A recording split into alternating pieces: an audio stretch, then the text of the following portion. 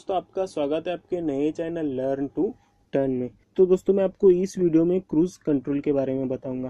Cruise control कैसे काम करता है और उसका इस्तेमाल हमें कब करना होता है और कब उसका इस्तेमाल करने से हमारे लिए रिस्की साबित हो सकता है, वो मैं आपको इस वीडियो में बताऊंगा।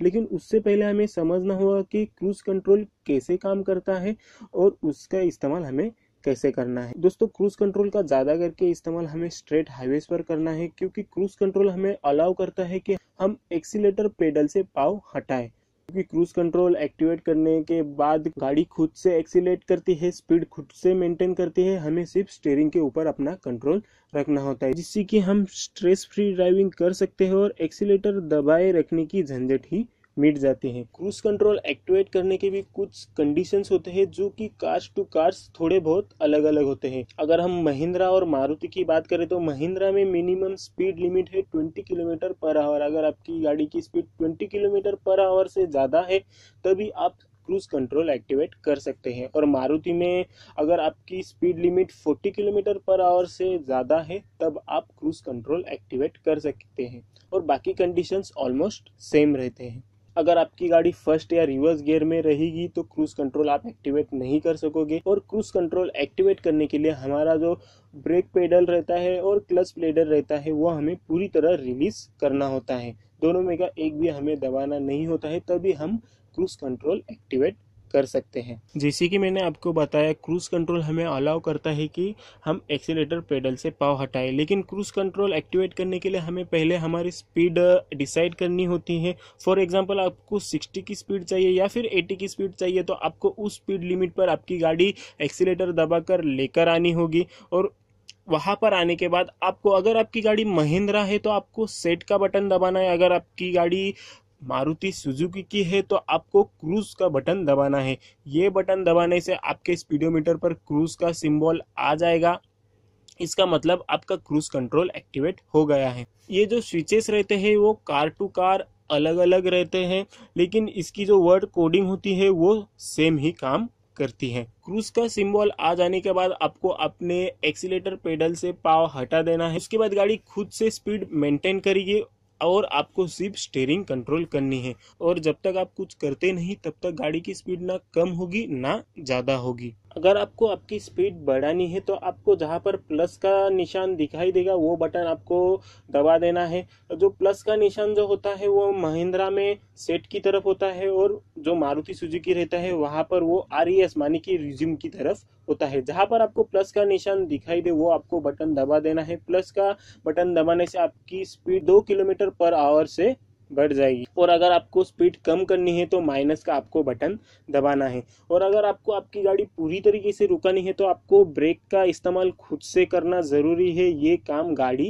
नहीं करेगी। क्रूज कंट्रोल ऑफ करने के 3 तरीके होते हैं। एक तो आप ब्रेक पेडल दबाइए, एक तो आप क्लच पेडल दबाइए, या फिर आप क्रूज ऑफ का बटन दबाइए, जिससे कि क्रूज कंट्रोल ऑफ हो जाएगा। और अगर किसी वजह से आपको आपकी गाड़ी रुकानी पड़ती है या फिर उसकी स्पीड कम करनी पड़ती है, और उसके बाद आपको फिर से जो आपने प्रीवियस स्पीड सेट की हुई थी, चाहे वो 60 किलोमीटर रहे या फिर 80 किलोमीटर, आप फिर से वही लिमिट चाहते हैं तो आपको फिर से उस लिमिट तक एक्सीलेटर दबाने की ज़रूरत नहीं है। आपको उसके बाद फिर से RES माने कि रिज्यूम का बटन दबा देना है, तो गाड़ी ऑटोमेटिकली उस स्पीड पर जाकर रुक जाएगी और उसी स्पीड पर चलती रहेगी।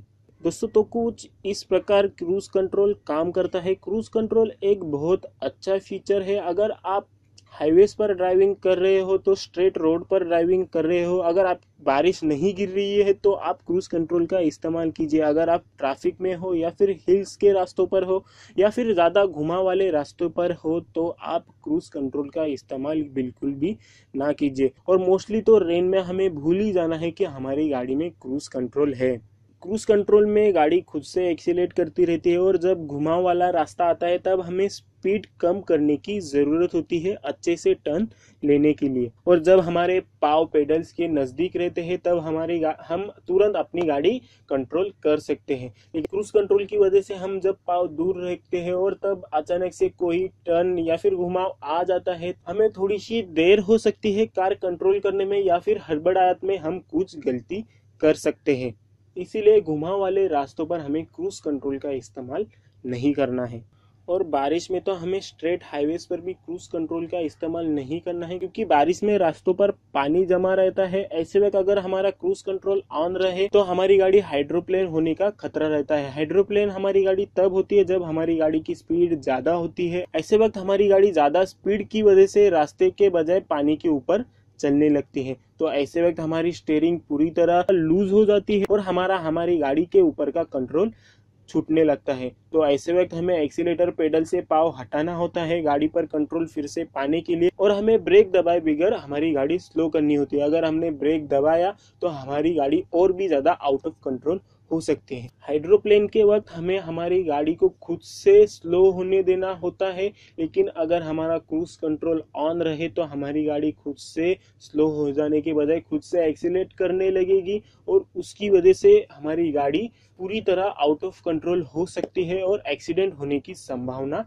बढ़ सकती है। इसलिए हमें बारिश में कहीं पर भी क्रूज कंट्रोल का इस्तेमाल नहीं करना है। क्रूज कंट्रोल का इस्तेमाल हमें सही जगह पर और सही वक्त पर करना है, जैसे कि हाईवेज पर, स्ट्रेट रास्तों पर अगर बारिश नहीं रहे तो ही हमें उसका इस्तेमाल करना है, तभी वो हमारे लिए अच्छा साबित हो सकता है। अगर आप घुमाव वाले रास्तों पर उसका इस्तेमाल कर रहे हो या फिर बारिश में उसका इस्तेमाल कर रहे हो तो वो आपके लिए बहुत ज्यादा रिस्की साबित होगा। तो दोस्तों आशा करता हूँ कि आपको मेरा ये वीडियो पसंद आएगा। अगर आपको मेरा ये वीडियो पसंद है तो प्लीज़ मेरे पुराने वीडियोस भी देखिए, जिसमें मैंने आपको बहुत सारे टिप्स और कार ड्राइविंग भी सिखाई हुई है। अगर आपको वो मेरे वीडियो पसंद आते तो प्लीज़ लाइक करिए, शेयर कीजिए और मेरा चैनल सब्सक्राइब करना ना भूलें, क्योंकि मैं ऐसे ही वीडियोस के साथ आते रहता हूँ। और दोस्तों हमेशा ड्राइविंग करते वक्त ट्रैफिक रूल्स फॉलो कीजिए, ड्राइविंग करते वक्त हमेशा अलर्ट रहिए और अपने मोबाइल से दूर रहिए।